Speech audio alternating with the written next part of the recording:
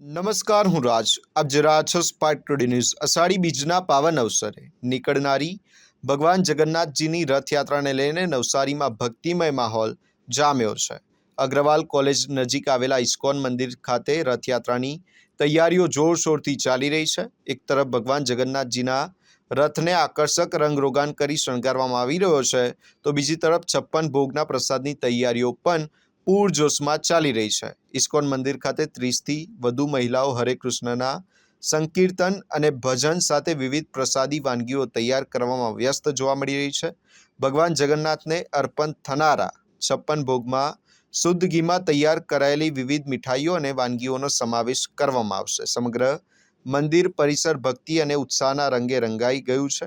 આગામી 16 જુલાઈના રોજ નવસારી રેલવે સ્ટેશન ખાતેથી ભગવાન જગન્નાથજીની ભવ્ય રથયાત્રા પ્રસ્થાન કરશે, જેને લઈને આયોજકો દ્વારા તમામ તૈયારીઓને આખરી ઓપ આપવામાં આવી રહ્યો છે. અમે અત્યારે ભવ્ય રથયાત્રાનું આયોજન કરી રહ્યા છે ઇસ્કોન મંદિર તરફથી. તો બધા ભક્તો ખૂબ જ દિલથી અહીંયા સેવા કરી રહ્યા છે. અમે હમણાં અઠવાડિયા પહેલા શુદ્ધ ઘીમાં 200 કિલો લોટની બુંદી બનાવી, એ પણ સ્ટેશનથી રથયાત્રા ચાલુ થશે ત્યાંથી છેક સુધી અહીંયા વેચવામાં આવશે. અને 56 ભોગ પણ શુદ્ધ ઘીમાં બનાવવામાં આવે છે. અને એ બી જે 16 માળા કરે છે મહામંત્રની, એમની પાસે જ બનાવીએ છીએ, કોઈ રસોઈયા પાસે બનાવતા નથી. અને શુદ્ધ એમાં આંતરિક પેલી શુદ્ધ બાહ્ય અને આંતરિક પેલી શુદ્ધતા પણ હોય, એ એના લીધે થાય છે કે જે 16 માળા કરે એનાથી શુદ્ધ અંદરની પણ શુદ્ધિકરણ થઈ જાય છે. તો બધા માતાજીઓ પણ ખૂબ જ દિલથી અહીંયા સેવા આપે છે. અને અમે દર વર્ષે રથ અહીંયા જ્યારે ભગવાન વિરામ લે છે ત્યારે 8 થી 10 હજાર માણસનો પ્રસાદ હોય છે, તે પણ ઘીમાં બનાવે છે. ખીચડીને એવું બધું બનાવીએ છીએ પ્રસાદમાં. તો લોકોને ખૂબ જ અત્યારે અમે જ્યારે ડોનેશન લેવા જઈએ ત્યારે લોકો પણ બહુ ઉત્સાહથી રાહ જોતા હોય છે કે તમે ક્યારે રથયાત્રાનું આયોજન કરો છો ને તમારી પાસેથી સેવા લઈ જાઓ. તો અત્યારે આટલા વર્ષથી કરીએ છીએ તો લોકો પણ ઉત્સાહિત થતા જતા છે. તો મારી એટલી નમ્ર વિનંતી છે કે આવી રીતે દર વર્ષે નવસારીના નગરજનો, નગરવાસીઓ દર વર્ષે આવી રીતે અમને રથયાત્રામાં સહભાગી થાય અને આમાં ભાગ લેવા, ભગવાનની કૃપા મેળવવા માટે ખૂબ જ નમ્ર વિનંતી છે કે બધા આવે. 16 જુલાઈએ રથયાત્રા છે જગન્નાથ ભગવાનની. હરે કૃષ્ણ. અત્યારે તમે દેવીઓના ઇન્ટરવ્યૂ લીધા, જેમ 56 ભોગ બની રહ્યો છે, ફુલહારની બધી જાતે જ સેવા કરીએ. જાતે સેવા કરવાનો ઉદ્દેશ એ છે કે આપણે ભગવાનને પ્રેમ વ્યક્ત કરીએ છીએ.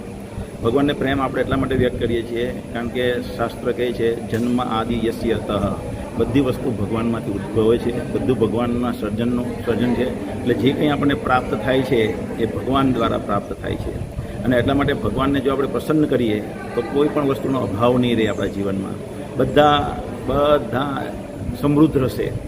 ઇન્ડસ્ટ્રીયલાઇઝેશનથી સમૃદ્ધિ જેટલી નથી આવતી એટલી ભગવાન જો આપણા પર કૃપા વરસાવીને આપણા પર મોકલે, આકાશમાંથી વરસાવે, તો આપણે સમૃદ્ધ થઈ શકીએ.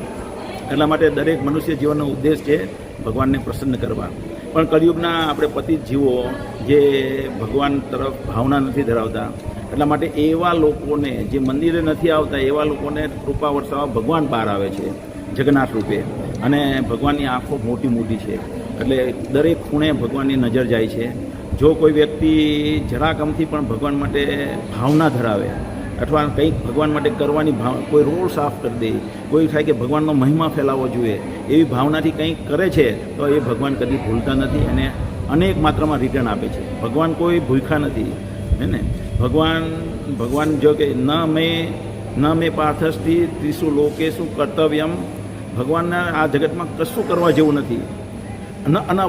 અવાપ્તમ એવ ચ, કંઈ મારે પ્રાપ્ત કરવાનું પણ નથી. છતાં ભગવાન કોઈ વ્યક્તિ પ્રેમથી આપે છે તો એ સ્વીકારે છે અને રાયનું પહાડ કરીને આપણે રિટર્ન આપે છે. તો ભગવાન આ અવસર છે, ભગવાન આપણને આપણે કૃપા વરસાવવા આવે છે અને આપણે રાય જેવી સેવા કરી અને પહાડ જેવું રિટર્ન લેવાનો અવસર છે. બધાને વિનંતી કે આ અવસરનો લાભ લે.